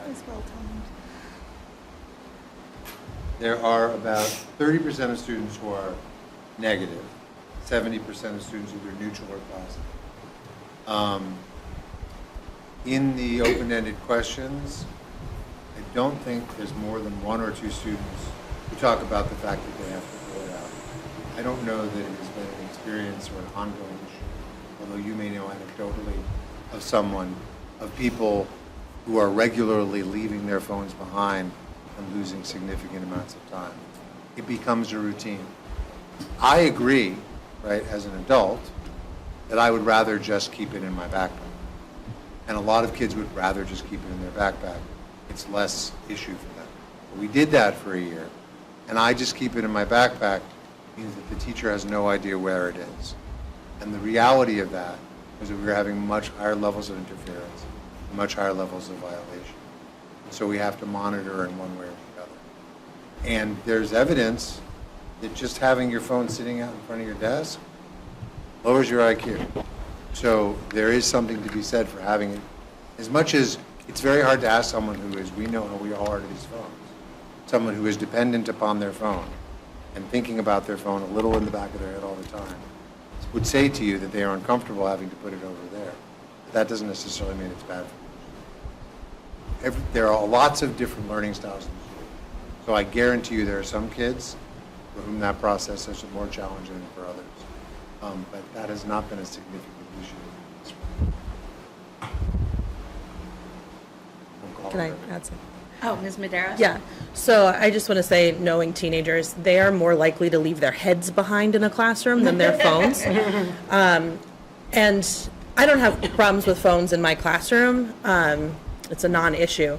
But one thing that does, that does come up for me is when a kid has it in their pocket they take it to the bathroom with them. And so one thing I would like about a caddy system or the option to just store them during class is that we know that they're not going to the bathroom. They're playing games in there. They're texting, mostly their parents, who text them back. And sometimes, getting into shenanigans on social media. We've had kids before, they're filming TikToks in the bathroom and posting them during school time. So that is just one advantage to having them away from them in the class. Let me speak to some of the training, because what we have found is most effective is when teachers make, as it should be for us, putting the phone away, getting yourself into the mental state for school, for class, bringing your thing out, and now we're focused on this. And when that routine is part of starting class and ending class. So you'll go into classes that are really effective, and the kids will be finishing up their business on their phone, and then bringing it over and putting it there, and now they're ready for class. And that's a really helpful routine, actually, for some of those kids who have our executive function, because they lock in. I know when I go on a date, take my phone, put it in my wife's purse, and now I'm ready to be at the date. So it's really helpful. Ms. Haynes-Capelhorn? Just getting to some of the other requirements in the state law that's being proposed, depending on if you're reading the House or Senate bill, there's a social media literacy education piece. And so I'm curious if there are already programs in place, parts of them maybe addressed in different spaces, maybe in health ed or any of that kind of thing. But if that does codify into law where we have to put that as part of instruction, are we prepared to do that? This is a question for both spaces. Go ahead, you start.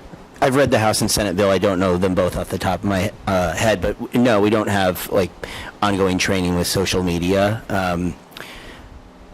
Probably should not get on a soapbox here, but I have some concerns about that being another function of the school and another mandate placed on a school when there's many important things to teach. But certainly if it becomes law, then we'll need to take a look at how we're doing that, as well as other digital learning and tech competencies. Yeah, and I think in some of our health classes, some of that, online behavior is addressed through health classes. But, to echo what Andrew said, we don't specifically have a social media curriculum that we're teaching. So at the high school, it is part of the health and wellness curriculum that the ninth graders have to take. We have a digital literacy component to the advisory program, so there's a few advisories that deal with digital literacy, and social media is obviously a big piece of it. And then as part of our anti-bullying work that we do with the freshmen, social media and appropriate behavior on social media is part of the general issue around appropriate speech and reducing, bullying, harassment, degrading language. The one thing I will say is, at one point when I was doing that workshop, one of the students raised his hand and said, "I think you should teach people not to do this stuff." And I said, "Is there anyone in this room who does not know where the school stands and what it is we want to do?" And they all raised their hand. It's now, right, everybody knows what we want you to do. And then it's how many think that everybody follows what we asked them to do? Obviously not that many hands went up. Mm-hmm. So I think they're getting the message, they're learning. And I will say this for our kids, I deal with social media issues. That's the bad news. Mm-hmm. The good news is most of the time when someone on one of these threads says something nasty, somebody else says don't do it, and then you see a bunch of people leave the chat, right? Which is what we have trained them to do. Mm-hmm. And then somebody takes a screenshot and reports it to us. There are other things happening that we don't see. But we are making progress, and for many of the kids it's safe. And we address it during our advisory session too. We have an advisory around cell phone etiquette as well. And online behavior. Yeah, I just asked because I think of if something comes down, we may have to pivot quickly. So, building upon what already exists would help with adhering to state guidelines, right? Mm-hmm. So. And I know it is outside of our mandate, but large corporations are selling this to our children. Yeah. And they're making us responsible for taking it out of their hands. And they're coming to school with it every day, and then they're making us responsible for taking it out of their hands. So I think that I would like to hold hands with our parent community on making this a collective responsibility. And I know a lot of parents, we ask the question about them backing it up at home, and many parents do. So I think thinking about ways that we can support this in the home, and that people can lock down their own phones to support their children having access will be really helpful. Mr. Schlickman? Thank you for the presentation, and I want to speak specifically to the high school, because it is obvious you've done a lot of work to build an in-house policy that has the support and input from students, teachers, and administrators. Because it has to be enforceable, has to be reasonable, has to be something that everybody in this community can buy into. But we've got a legislature out there, the majority of whom haven't been in the business end of the school for 40 years, coming along and writing legislation telling us what to do and giving us mandates on something they don't have any real contact with. They figure this is a hot issue, where the legislature can do much better work for us in addressing the concerns that we cannot handle and impact on a local level. I would hope that the legislature would drop this cell phone nonsense, allow us to fix a policy that works in Arlington, and go fix the funding problem. Because when you've got a couple of hundred towns either making drastic cuts or going for large overrides, that's the big threat to the schools right now, is a funding stream. And they're not addressing that, they're going after cell phones. I mean, give me a break. I don't think we have any further questions. Thank you all for for the thoughtfulness of how we are doing this. Thank you. You're staying. I'm staying. Thank you. Next on the agenda is school handbooks, first read. Did you want to? Yes, so Dr. Holman is online now, but I also have her update that she provided as a memo, just in context to these handbook updates. We engaged in a cleanup and consolidation of the handbooks in an effort to make them easier to understand and navigate, and also more easily readable through our accessibility features. She also shared comparison documents with you so that you can see the changes. Please look over them closely because, we did the best that we can, but we have missed something. And she just wanted to highlight some of the substantive changes to the handbooks that you're going to do a first read on at the high school. There is an adjustment to the FA or failure to attend policy to mirror the current practice, which eliminates the automatic failure due to attendance. If a student fails 3 quarters due to attendance, the policy now states a maximum grade for the year if a student receives multiple quarters of FAs. For all schools, we've made adjustments to mirror the new health, wellness, and medication policies that have been passed by policy subcommittee, and they're also on our agenda for tonight. For all school handbooks, we also made adjustments that were required to Title IX, Title VI, and bullying language to refer families to district-wide policies and procedures. These procedures change frequently, but they're implemented at the district level, so rather than maintaining them in the individual handbooks, they've added reference to the district policies so that they are kept up to date, which also, as you were hearing tonight, for all schools, there's a review of cell phone and personal device language, as well as school-issued device language, and we've added those to the elementary handbooks. And also for all schools, we made some adjustments to formatting and elimination of redundant policy language to make them more accessible. These handbooks are still awaiting review from our attorney, and she is going to advise on whether we can also create a district-wide discipline policy and procedures manual similar to our bullying and intervention plan. Similar to the reasons we referenced with the other one, these are things that are across all schools. They're subject to change due to legislation, regulation, and it seems like it would be a better place to keep these more living documents in a school policy or district policy manual rather than in the individual handbooks. And so since this is a first read, we're not looking for approval tonight. Thank you. Dr. Jinger, did you have anything you wanted to say, or are you just here to answer questions? Well, Dr. Holman, I would say this. So at the high school, We actually have a wonderful group of students. The student council reviews the student handbook every year. They are much better editors than we are, and they suggest changes. Almost all of their changes are clarifications of policies.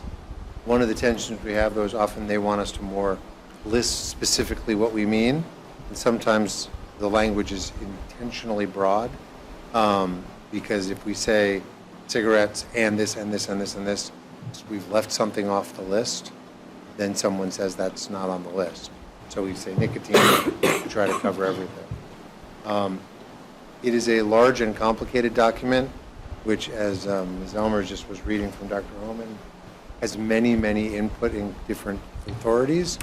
So it sort of layers and can get very complicated.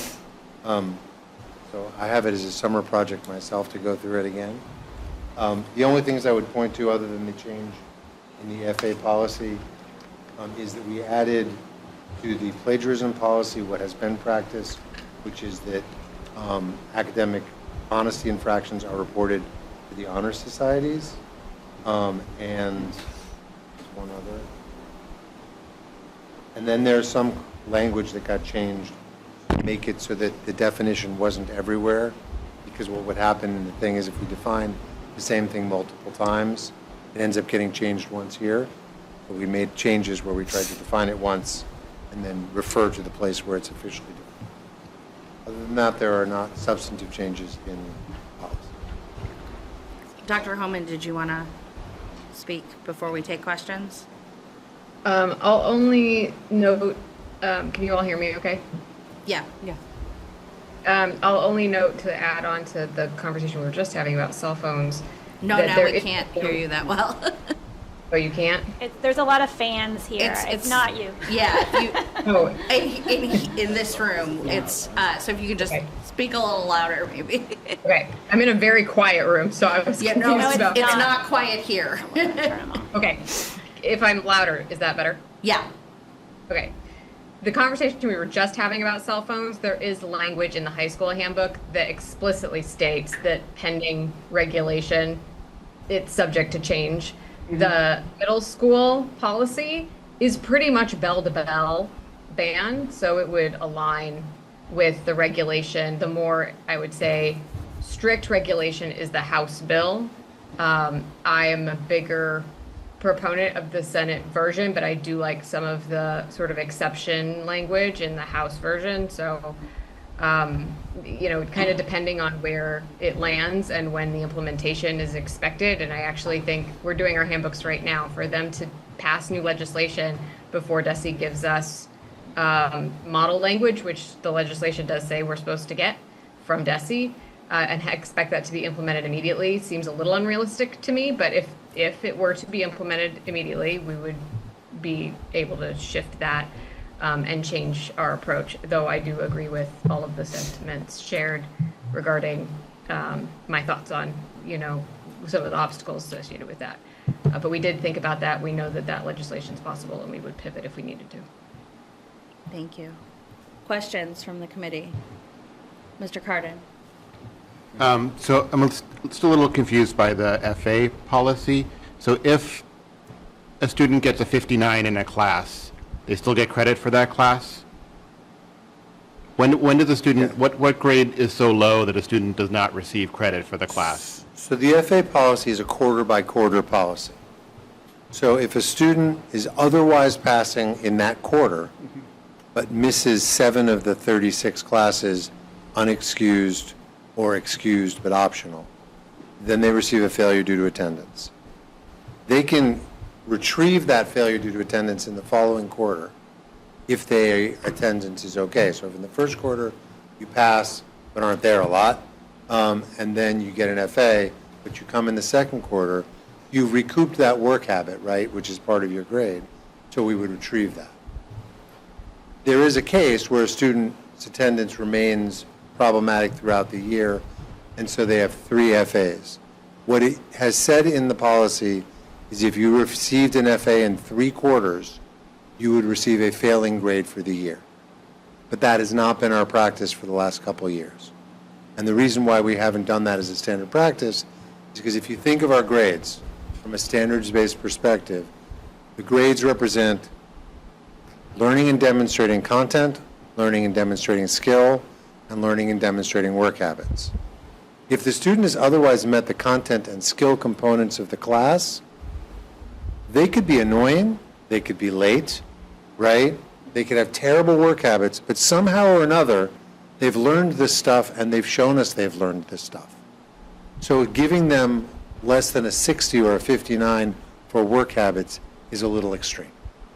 And so the expectation has been, if your work habits grade is that low for 3/4, it will pull your grade down, because at some point we want kids to come to class, but it will not result in your failing.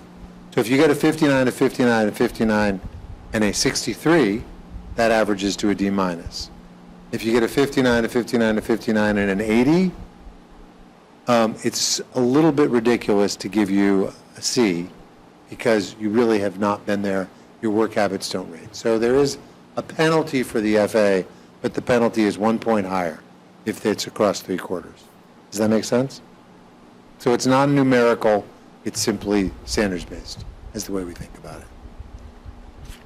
The 59 is averaged in for 1/4, it's averaged in for 2/4, but when you get to 3/4, it flips the switch, it drops your grade to a D minus. It used to drop it to an F, now it drops it to a D minus.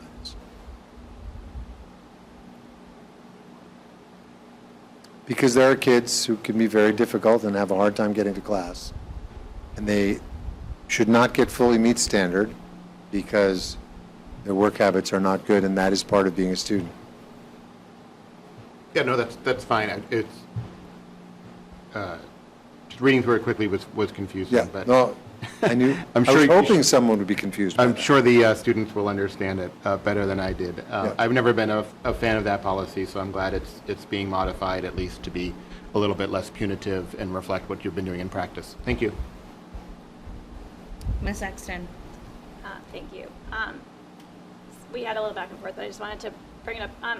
So on page 33, which is the end of a sort of chart of different violations of things, it originally said smoking, and then it was added nicotine, and I was just curious where vaping fell in that scenario, and if you could just talk a little bit about. Yeah, so that is probably one of those areas in which another read through for consistency would help us all, because the language differentially talks about substances, nicotine, THC, and delivery methods, vaping, chewing, patches, you name it. And as I spoke before to this issue of the general versus the list, so I'm looking specifically for the chart. Nicotine would be a tent that would cover vaping if you are vaping nicotine. It would cover tobacco. It would cover other nicotine products. I need to look more closely at your question to see whether it's consistent across all, so there's a problem with being adding or removing vaping. One of the things we did in here was that nicotine was often in the list with THC, but it's actually dealt with differently. So we were trying to separate those so that they were in the right places. You know, it is a drug violation to have THC. It is not a drug violation to have nicotine. Okay.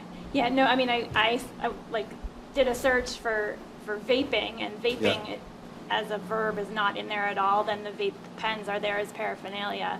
And I understand the sort of, if you get too specific, then there's something excluded, and So it used to just say smoking, and the reason we added nicotine was because it's not the smoking, it's the nicotine.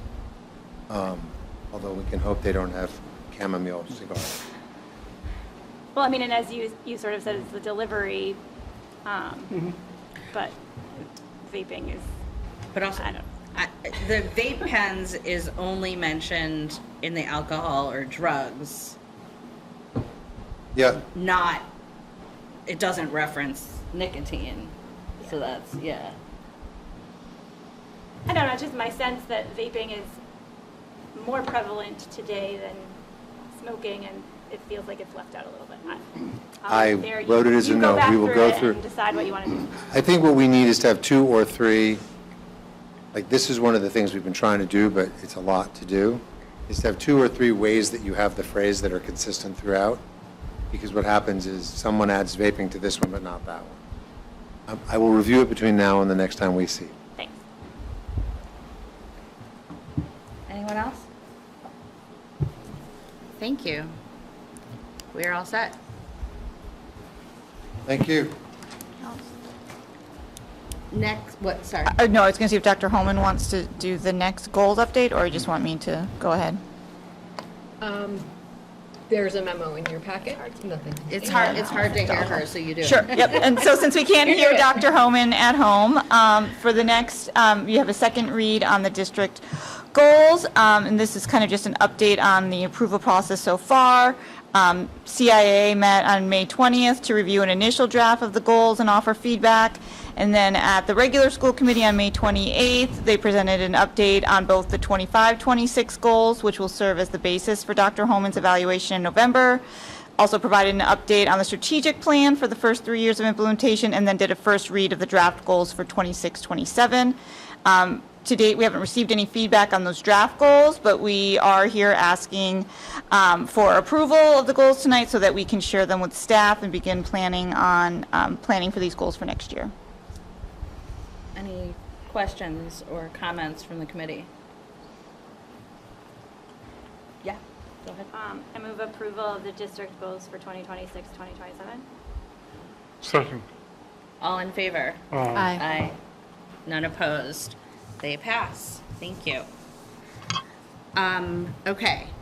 The next item on the agenda is me. This is a discussion and vote for a potential revision of the May 1st, 2025 executive session minutes, which we discussed in executive session 2 weeks ago. And I have language from Mr. Cunningham for this. So I am seeking the following motion. Move to approve edits of the committee's May 1st, 2025 executive session minutes so that the first sentence of the last paragraph on the first page of those minutes now reads, after discussion regarding a potential salary increase based on Ms. Elmer's time and experience, the committee consensus was that members were comfortable with a 4.33% increase. So moved? Second. All in favor? Aye. Aye. Then we have amended those minutes, and Ms. Diggins, Then we have to vote to approve. we have to vote to Vote what? to approve is amended. Oh, I thought that's, We voted to amend. I moved to approve edits. Or that's amending Right. the minutes. Okay, So I'll just move, Okay. just to be technical, I move that we approve the minutes as amended. Second. All in favor? Aye. Aye. So passes 6-0. Mhm. Okay. The next is Mr. Schlichtman, first read of many policies. Policies and procedures has been busy. We met June 3rd. There is a bunch of stuff for first reading. First one is ECAB, access to buildings and grounds. The current policy conflicts with ECA regarding authorized staff access to buildings outside of school hours. This is corrected in the rewrite. JFBB, school choice. State law requires a sibling priority, which was not included in the policy. So we're adding that. JKAA, timeout, seclusion, and restraint of students. This follows a MASC total rewrite with edits from council. We would replace the current JKAA with this policy. This policy has been entirely rewritten to align with new state regulations. DESE requires this policy and accompanying procedures to be in place by August 17th. JLCD and JLCDC, this is a pair of policy recommendations by MASC to align with new regulations issued by the Department of Public Health. to provide a safe and proper storage and administration of medications to students in the Commonwealth schools.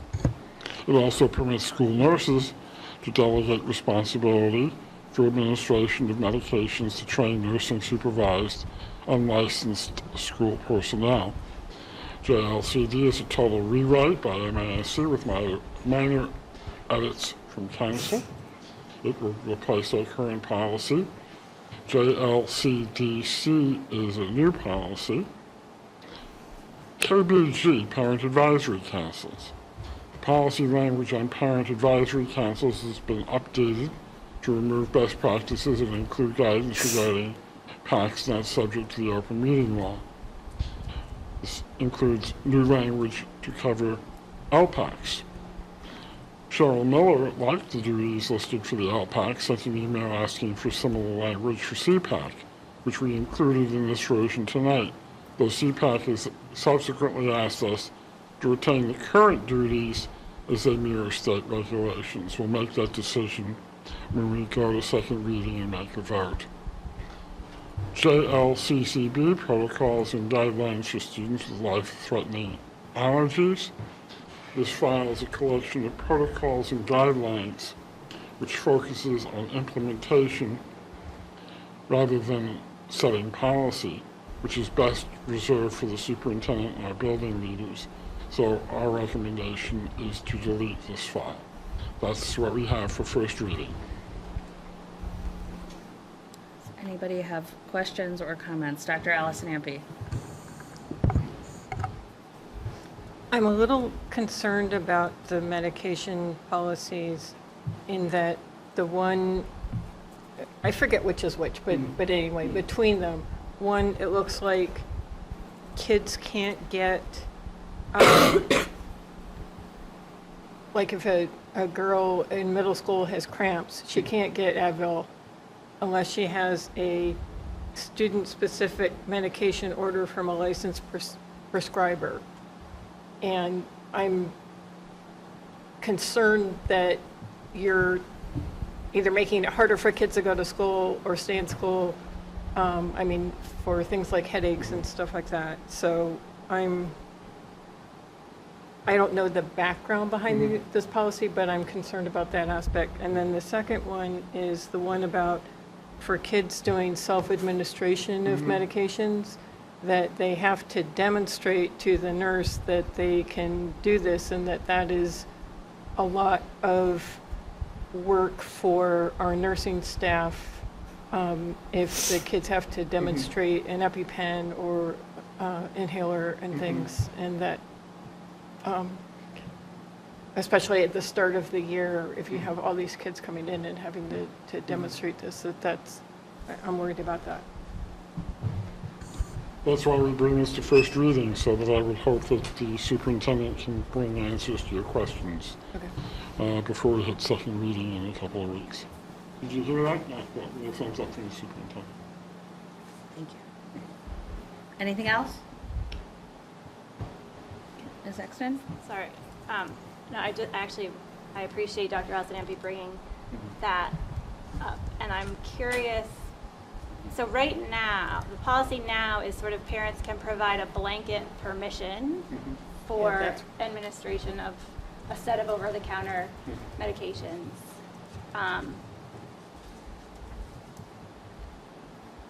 This would eliminate all of that. Like there wouldn't be sort of a way to approve all of that. I mean, I think that's a huge issue, and we're talking so much about attendance and things. I mean, that would be Dr. Homan? a huge barrier. I don't know that that's understood or intended, so let me ask the nursing director, because that's who had done some of these revisions for us. And so let me just find out whether there's a legal reason why, like a regulatory reason why, or whether that was just an unintended revision that we're reading differently than it was intended. So I will find out. Thank you. Anyone else? Okay, so we will discuss these again in 2 weeks. Next on the, the particulars is super, are you doing an update or no? Not really. Okay. But it's on the agenda, but yeah, go ahead. Do it because we have updates. Okay. Enrollments are in your packet. Mr. Schweitzer, did you want an update on Safe Routes? Yep, I can speak briefly. So one of the materials within the superintendent update is just following the last meeting and activity in the last month.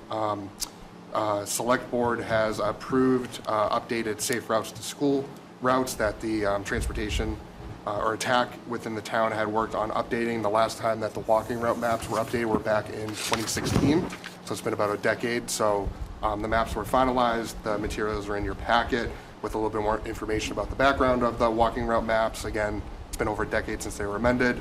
The tremendous work that TAC, took on over the last several months to update these and revise them. And then in May, Select Board did approve them. So these will be shared as part of onboarding of new families coming to the district, and then soon would be updated on the website connected with GIS data. Thank you. Dr. Allison Ampey. Oh, Dr. Allison Ampey. So on these, I appreciate what they've done. My concern is we have buffer zones that cross major highways. None of these safe routes address these buffer zones. There's no crossings of major, like Park Ave or Mass Ave and stuff, and that I don't know who decides what routes they're looking at, but if we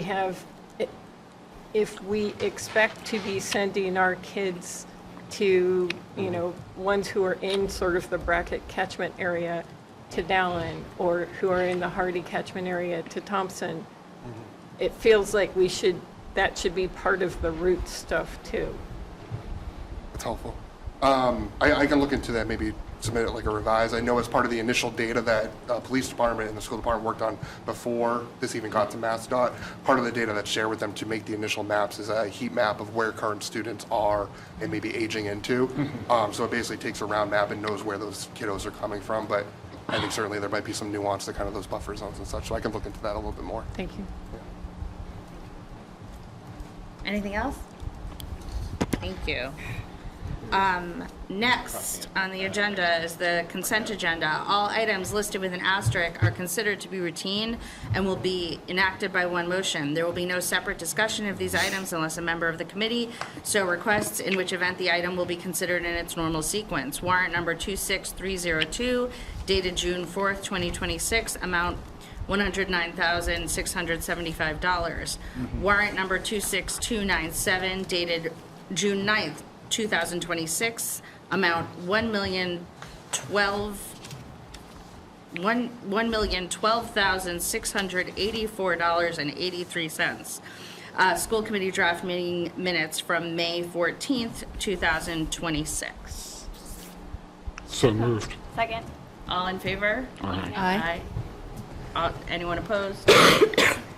So that is passed, 6-0.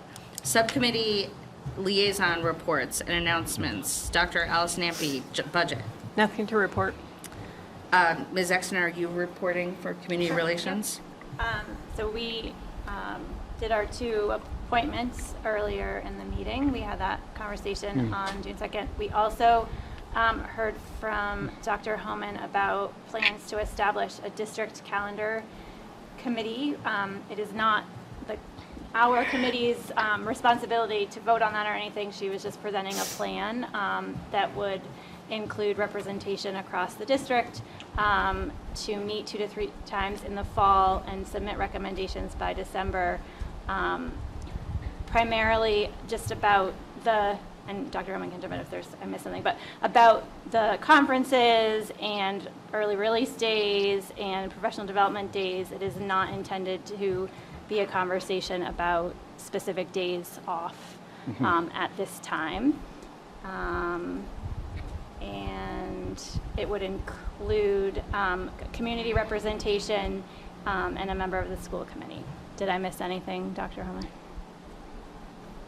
Only that I'm looking for a member of the school committee, like join the calendar committee. The commitment is not going to be like really significant unless at some point, not for next year, the calendar committee decided they wanted to tackle a big aspect of the calendar project. We're imagining this is a couple of meetings just to, with multiple eyes, look over dates, make some recommendations for the dates that typically go on the calendar. So we'd love to have somebody. If anybody's interested, let me know, me and Liz Diggins, and we'll see who's interested. And if anybody from the Community Relations Subcommittee is interested, we would probably select one of them, but we would certainly like to have a committee member.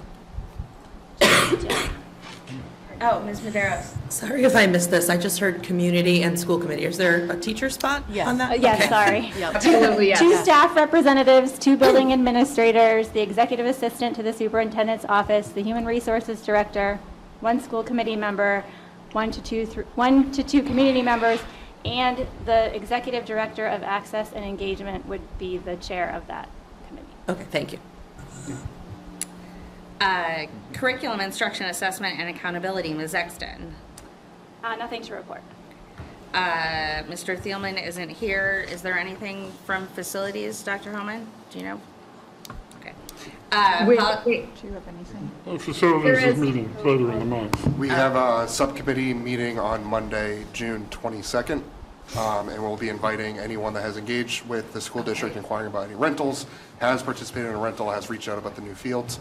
So we'll be having that meeting on that's one of the items on the agenda on June 22nd. Thank you. 4 o'clock. Policy and procedures, Mr. Schlichtman. You heard all we did earlier. Great. Arlington High School Building Committee, Mr. Thielman isn't here. He hasn't had any updates in a while, so I'm assuming it's the same. Liaison reports, announcements, future agenda items. Okay.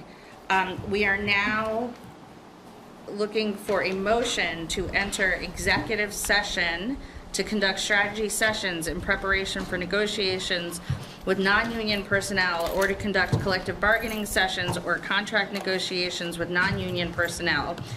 Deputy Superintendent of Teaching and Learning, and we will not be returning to open meeting. So moved. And this is a roll call vote? Ms. Hans-Copperthorn? Yes. Mr. Cardin? Yes. Dr. Allison Ampe? Yes. Mr. Schlichtman? Yes. Ms. Exton? Yes. And the chair votes yes. Thank you.